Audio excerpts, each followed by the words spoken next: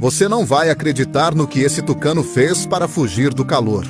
Um vídeo que vem repercutindo mostra um momento curioso e encantador da natureza. Foi lá, abriu,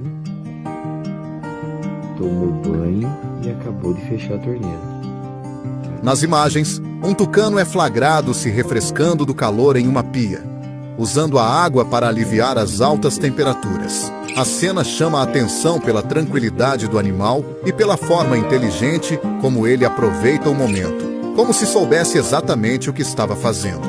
O registro foi feito por Marcel Sabadini e rapidamente ganhou destaque, com internautas comentando sobre a esperteza dos animais e os efeitos do calor intenso. E você, acha que os animais estão cada vez mais inteligentes?